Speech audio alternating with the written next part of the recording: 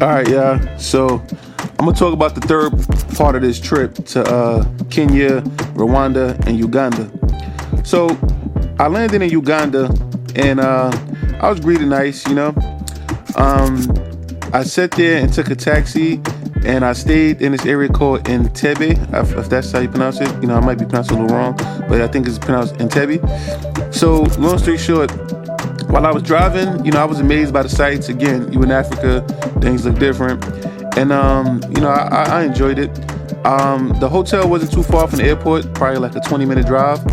And when I got there, you know, it wasn't the most fancy hotel, but I tried to make the best of it while I was there. But, you know, I got there and, you know, the people greeted me. They was friendly. You know, I ordered some food. They made me some food and everything. And while I was there, the lights had went out. So I learned that they go through periods of the power going out. I don't know exactly what's the reason behind it, but I just didn't really, you know, feel comfortable staying here with, you know, the power going out for maybe an hour at a time and stuff like that. So what I did was I got on my phone, I looked up another hotel, and I actually went to stay at that hotel. So that hotel was in Kampala, and you know, it wasn't that far away from there. It was like maybe another 20-minute drive or something like that. Yeah, it wasn't really too far. But along the ride there, you know, you get to see more of the country, and you get to see, you know, the amazing sights, the beautiful landscape, the beautiful buildings and everything. And then we get to this one area, it was really crowded. Like, you seen a lot of people outside, and, you know, it was just dope to see this, man. A lot of African people, and, you know, just living their life, you know. But one thing about out there, you do have to be careful because, again, they will snatch your phone and stuff like that.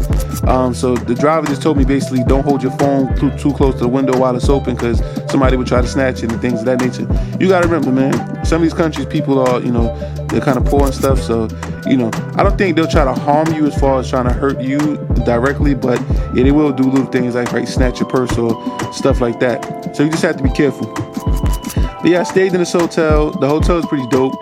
They had a restaurant on the property and everything like that. And yeah, it was good, man.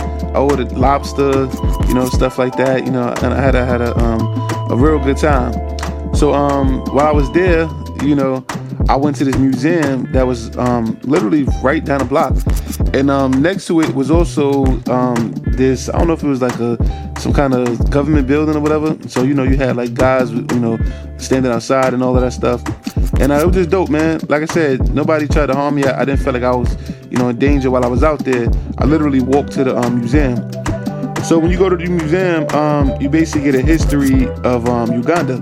So Uganda was called Buganda. And when the Europeans came there, they couldn't pronounce it. So the name transformed into Uganda. You get a chance to learn about slavery. And that's always a heartfelt thing for me. Because, you know, obviously I'm African American. But one thing that was enlightening to me was, you know, being in America, you were kind of taught that the Africans was took from the west of Africa and brought to America in different countries for slavery.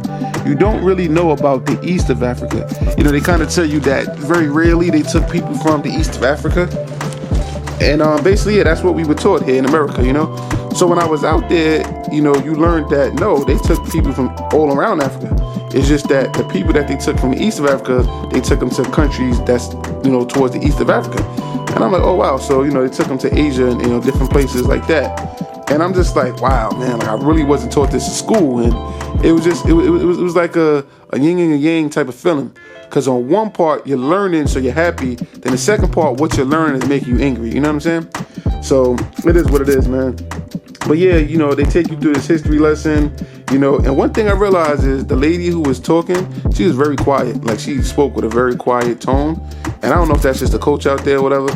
But yeah, she walked me through this big museum and told me about, you know, different people through history of Uganda and different artifacts she's shown and, you know, different art and tools and things like that. And, you know, she just showed me a lot and it really was dope, man. And, you know, I got a chance to see a lot of stuff and just learn about Uganda history and things of that nature. You know, it's just a lot, man. There was a lot of exhibits and stuff like that. And, yeah, it was really dope, man. At one part, you get to these cars that the president, I don't know which president of Uganda used to drive in and stuff like that. And that's actually on the exhibit. and they just take you to, through a lot of stuff, man. You get to see boats and stuff like that, and just they take you through a timeline of Uganda and things they developed, and it was really dope, man. It's always dope, like I said, seeing African art. When it comes to African culture, the art is one of the things that's that stands out. You know what I mean? So yeah, it was really cool, man. And then next they take you to these different houses, and along the tour was a girl that was with us as well, and basically she explained like, yeah, these houses look like that in certain parts of Uganda. So she take you into these houses and she showed you like this house may have been on the east of Uganda, this might be a western type of style house, or central and stuff like that. And there actually some people live in these type of houses to this day, and you get a chance to go in there and just see this stuff, and it feels like you took a trip back in history, in the time machine, and you get a chance to see it, and it's pretty dope, man, to just learn that type of stuff. One thing I learned about African history, and it kind of got me again feeling enlightened and then also upset at the same time, was you learn how the Europeans set up slavery when it came to this country, or to Africa, the continent. So basically what they did was they came there with the idea of slavery, and they manufactured it, they controlled it, and they came to the leaders of these countries and basically they told them, we want to buy some of your prisoners. So I'm not sure exactly if it's people who committed crimes or if it's war prisoners. I'm pretty sure it's both, right? And they bought them and they took them into slavery. So, obviously these presidents and leaders or whatever of these countries and tribes, they profited from slavery as well. You know what I mean? And then the thing was, at a certain point when they ran out of people in prison and people that was captive, what happened was the Europeans kept coming back for more people.